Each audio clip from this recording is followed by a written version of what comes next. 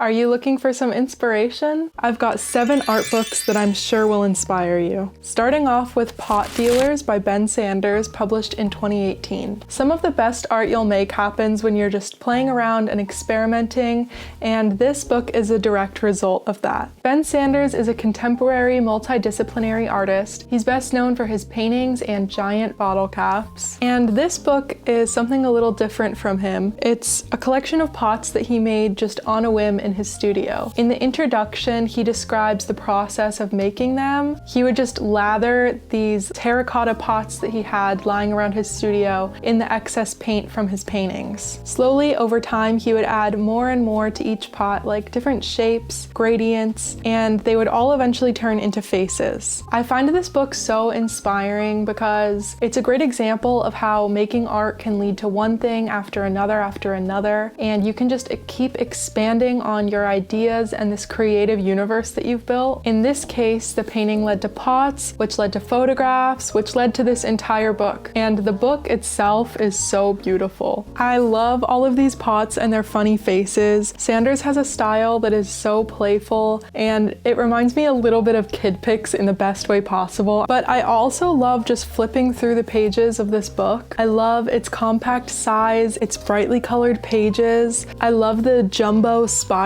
binding. The graphic design is just so fresh and cool. And there's also little tidbits throughout the book of like the process of making these pots and selling these pots, and I really love that. I think this book is a great reminder of the importance of play when making art and just allowing yourself to get sidetracked and just seeing what will come of it. Next we have The Curiosities of Janice Lowry, published in 2011. If you're someone who keeps a diary, journal, sketchbook, you will love this book and the work of Janice Lowry. The introduction describes her 126 journals that she began keeping at the age of 11 and her need to record her life as a way to prove that she existed, which is a sentiment I can kind of relate to. However, the section of this book that includes actual pages from her journal or diary is in the back, and it's pretty small, which makes sense because it sounds like she was pretty private about that. The book includes most of the other art forms that she worked in, like sculpture, collage, and painting. But even though we aren't looking directly at her diary most of the time, all of her works have a very diary-like, scrapbook-like feel that I think will really resonate with you if you're into documenting your life. This is probably because of the way that she incorporates found objects into her work. She was a big collector, and the book talks about how she was drawn to things that felt like they had a history. It also mentions that she would collect little like vials of water from different places she went, which I thought was a really cute idea. But I think this gives her work a very nostalgic feel, just like you would have flipping through a scrapbook. Lowry is described in the book as having a very intense compulsion to make art, and I find that looking at artists who work this way, like they just need to create art and they have such a big body of work,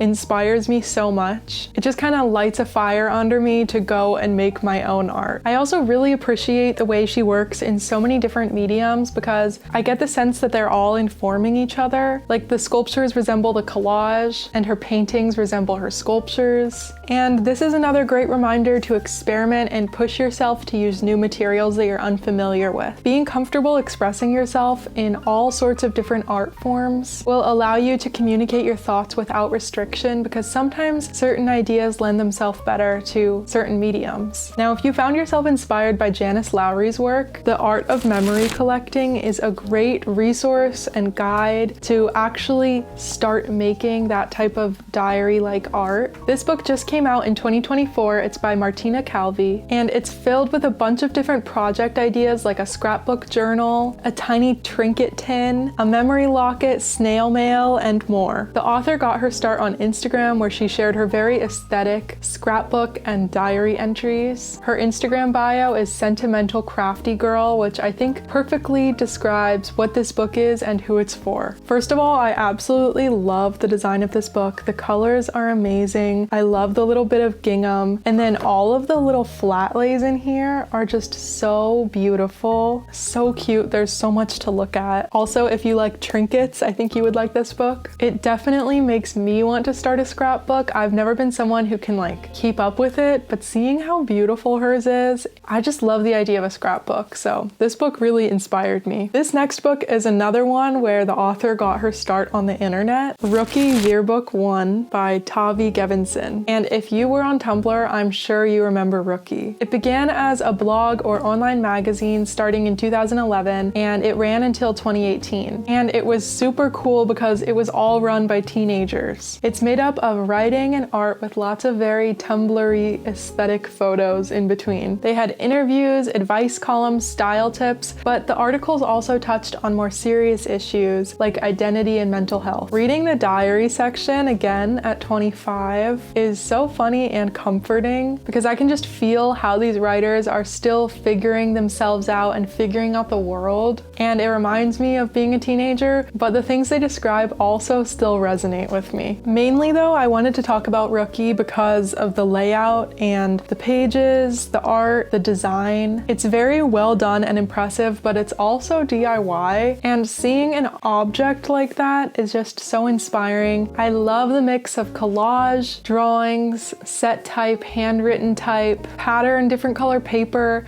all the little doodles in the margins. I especially love the photos, partly just because they're so reminiscent of the Tumblr era, but they're also just so dreamy and whimsical, and they capture different moods so well. RookieMag.com is archived, so you can still go on there, scroll through and see all the posts. You can also access this entire book on the Internet Archive. I bought mine on Thrift Books because I never actually had it when it was popular. Now we have Blabber Blabber Blabber, Volume 1 of Everything by Linda Berry. This was published in 2011. Linda Berry is an iconic cartoonist, and this is the first volume of her complete collection of work. This one covers the years 1978 to 1981, which is really cool because you get to see her early drawings. I'm a big fan of Linda Berry, so of course I love looking at the comics, but probably my favorite thing is the introduction. She just gives you a little bit of background in a really cool Linda Berry way. It's very scrapbooky. She includes old photos and old drawings, and everything is handwritten. Similar to Rookie, the whole book just has a very DIY feel. I really like the inside cover. This is like the best. Plus, comics can just always get me in the mood to make art, especially when they're like this and they're just black and white, because there's something you can do anywhere, anytime, and they don't have to be super polished. You can just kind of get your thoughts out there. Comics are a great format. I've also been recommended 2 other books by her that I really want. They're on my wish list. They're called What It Is and Making Comics. And these are both more like creative guides, which are types of books and information that I know I would love from Linda Berry. Next, we have Drawn In by Julia Rothman. This book is so special to me because it was an award from my high school art teacher, and I was really big into my sketchbook in high school, so this was super thoughtful. And if you're into sketchbooking, I'm sure you would love it too. The book includes sketchbook pages from 44 different artists. Some of my favorites right now are Ron Dunleavy and Abby Hendrickson, and it's so cool because as I reference this book throughout the years and as my tastes change, I find new things to appreciate about every artist in here. Another thing that I love about this book is the way they include a scan of the entire sketchbook page, so you really get a feel for them as an object and also how the drawings sit on each page. And they also interview every artist and put that side by side with their sketchbook. It's super cool to see a compilation of sketchbooks all in one place because you can see how differently different artists work. Then we have Writing. This is a children's book written by Murray McCain, illustrated by John Alcorn. It was first published in 1964, but I have a reprint. It's all about writing, words, and letters, and if you haven't noticed by now, I am hugely inspired by text and image, and it informs a lot of my own work. So when I came across this book, I was very excited. The book is so playful and fun, and I especially love the color palette, the yellow and pink, and the pink is like the perfect shade of pink. I also love all the different typefaces and the way that they're incorporated. There is no like consistent grid of where the text should go and where the image should go. It's different on every page. Like one page is a list of numbers from 1 to 100. I just love the uniqueness and creativity of this book. It's a really cool idea to take something that is so seemingly simple that we interact with 24/7 and explain what it is. I get that it's for children, so it's like has educational purposes, but I think it's really cool for adults too. So yeah, those were 7 books. I hope that you got some inspiration. Let me know what kind of art books you like to look at for inspiration, and you can check out my other art book videos here. Thank you for watching, and I'll see you next time.